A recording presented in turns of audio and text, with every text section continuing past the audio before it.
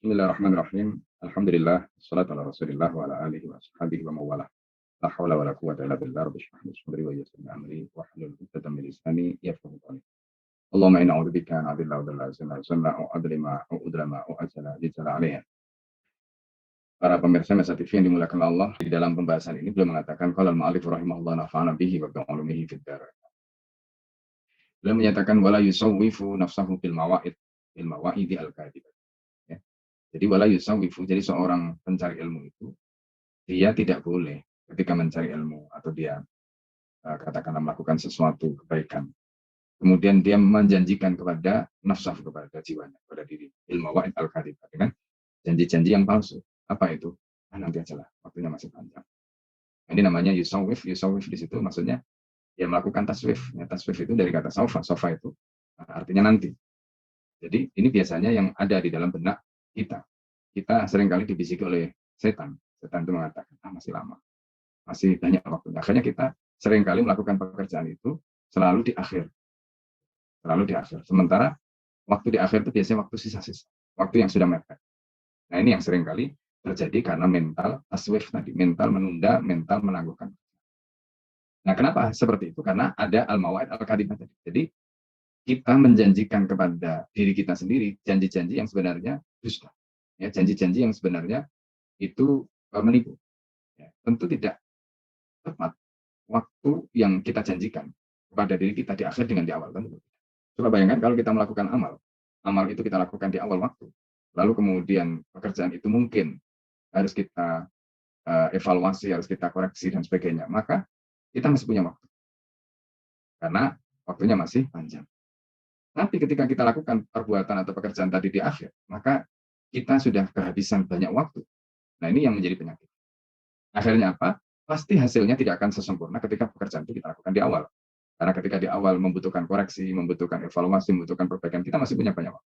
Tapi ketika kita lakukan di akhir, maka tentu itu tinggal sisa-sisa. Akhirnya ya sudah daripada. Tidak. Nah, itu akhirnya yang terjadi. Karena itu tidak ada pekerjaan yang bisa dilakukan sempurna ketika pekerjaan itu ditunda. Ketika pekerjaan itu diakhirkan. Tidak.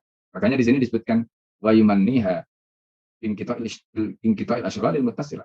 Ya, kemudian dia menjanjikan, jadi istilahnya ada tamanni, ada harapan, memang memberi harapan. Jadi dia memberi harapan kepada dirinya tadi itu. Yang pertama tadi dia menjanjikan dengan janji yang palsu, karena di situ ada mawa'id al-kadhibah tadi, ya. Janji-janji palsu, nantilah masih panjang, masih ini, masih itu. Nah yang kedua, biasanya itu adalah yumanni habim kita asyghali al-muttasilah.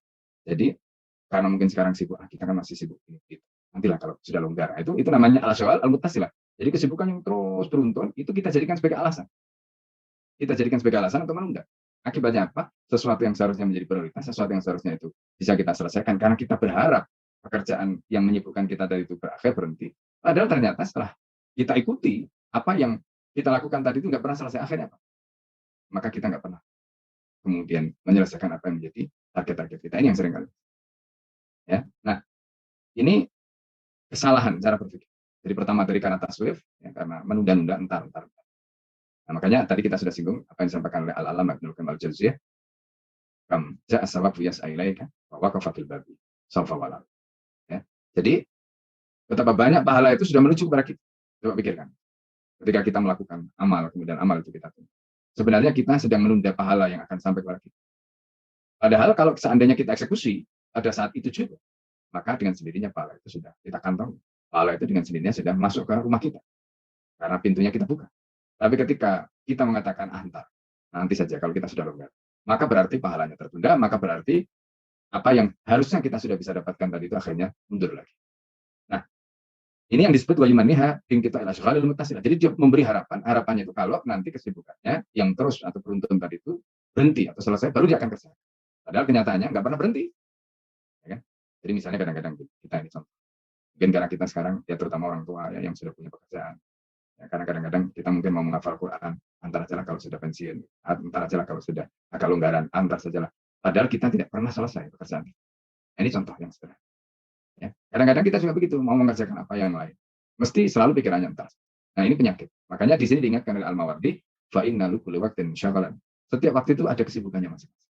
Setiap waktu itu sudah punya agendanya masing-masing. Kita nggak akan bisa menggeser. Ya. Nah, Pertanyaannya kemudian kesibukan itu apakah merupakan kesibukan yang hak ataukah kesibukan yang batil itu saja. Karena tidak ada yang ketiga. Kalau kita tidak mengisi waktu kita dengan kebenaran, dengan yang hak, dengan yang khair, maka kemungkinannya kedua.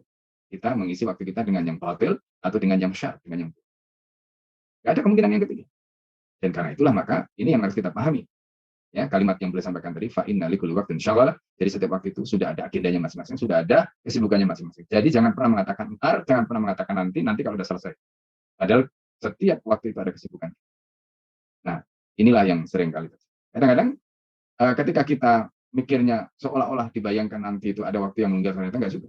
Karena boleh jadi pada saat waktu itu datang, Allah memberi ujian. Entah itu mungkin sakit, entah itu mungkin apa, sehingga akhirnya apa yang kita agendakan tidak bisa kita wujudkan. Kenapa? Tadi, fa inna likulli waqtin syaghalah. Karena kita mungkin punya kesibukan yang kita mungkin tidak bayangkan.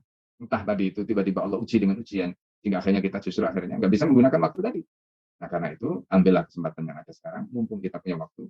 Ya, apa yang menjadi bisikan-bisikan setan tadi itu, yang berusaha untuk membujuk kita supaya kita tidak melakukan, supaya kita tidak mengeksekusi pada waktu itu, harus tinggal.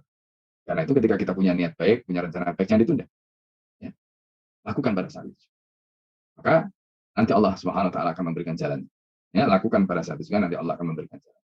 Jadi jangan pernah menunda apa yang menjadi kebaikan itu, sehingga akhirnya kebaikan itu pahalanya tertutup, nggak sampai kepada kita karena kita. Kemudian di sini boleh menyatakan walikul zamanin udra, dan setiap zaman itu ada udra. Itu kan.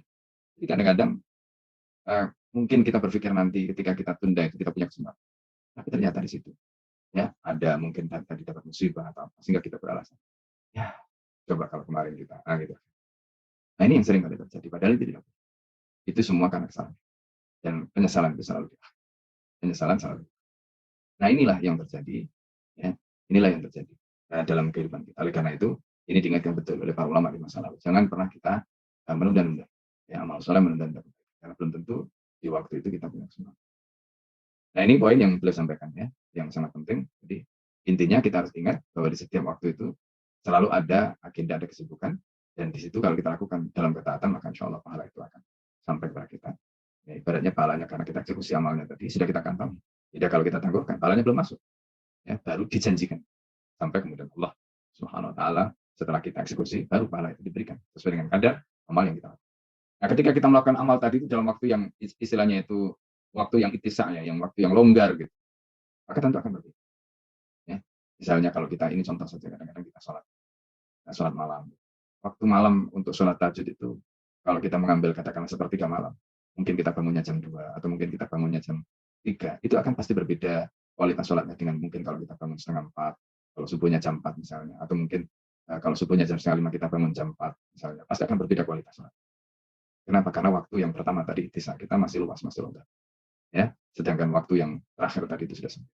Nah, kenapa bisa seperti itu? Itu karena taswif, karena kita menunggu.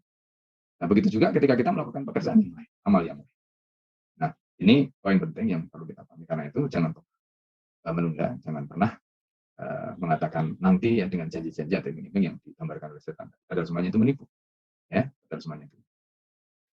Wakal Asy'ari kemudian seorang ahli syair mengatakan naruhu wa naghdu bi hajat. Jadi kita berangkat di pagi hari, wa naghdu dan di siang hari. Di hajatina untuk memenuhi kebutuhan kita. Wa hajatu man asyaratan qadi. Dan kebutuhan orang yang hidup itu tidak akan pernah berhenti, tidak akan pernah terputus. Karena itu jangan pernah membayangkan, ya, jangan pernah membayangkan ketika tadi itu pentingnya bahwa kita itu kalau misalnya kita punya masalah juga jangan ditunda, selesaikan secepatnya. Ya, kalau kita punya hajat juga kalau bisa segera kita penuhi, jangan ditunda-tunda. Ya. Nah, supaya kita bisa mengerjakan yang lain. Kalau kita punya kewajiban segera tunaikan, itu namanya alal fauri kalau dalam ilmu usul fikih. Jadi harus dilakukan alal fauri secepat. Begitu kita tunda, nanti yang akan menggeser yang lain. Jadi ini yang diingatkan. Karena setiap orang itu masih hidup, maka kebutuhannya nggak akan pernah terputus. Ya. Dan ingat, kita itu punya apa yang disebut dengan hajat udawiyah dan apa yang disebut dengan gharais. Kita punya kebutuhan jasmani, kita punya naluri, dan masing-masing membutuhkan pemenuhan. Ketika masing-masing membutuhkan pemenuhan, itu artinya masing-masing itu punya hajat. Selama kita masih hidup, maka hajat-hajat seperti tadi itu membutuhkan pemenuhan atau butuh kita penuhi. Nah, ketika kita tunda, bayangkan, kita tunda. Akibatnya apa? Akibatnya kemudian numpuk. Ya. Ada banyak pekerjaan yang kita lakukan. Tentu ini tidak akan berkualitas ketika kita lakukan dengan cara menumpuk pekerjaan. Nah, ini cara berpikir yang tidak baik. Yang tadi kita sudah sampaikan, karena itu segera lakukan apa yang menjadi kebutuhan kita atau apa menjadi kesempatan bagi kita pada waktu itu. Jangan pernah.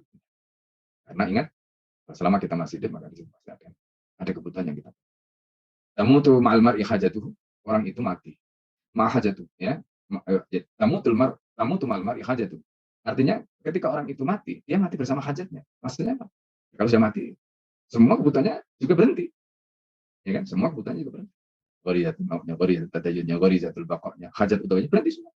Selama kita masih hidup, semuanya tidak akan berhenti. Namanya orang masih hidup, maka hajatnya akan jalan terus. Berhentinya setelah mati. Makanya tamutu ma'al mar'i hajatuh. Jadi orang itu hajatnya akan berhenti ketika dia mati. Tetapi kalau hajatul mabakiyah dan kebutuhannya itu akan tetap ada selama dia mabakiyah, selama dia masih hidup. Nah, inilah maka tadi kita sudah sampaikan. Jangan pernah menunda. Jangan pernah menunda pekerjaan karena pasti nanti hajat kita itu akan terus menumpuk. Karena kita punya banyak hajat, punya banyak kebutuhan dalam hidup.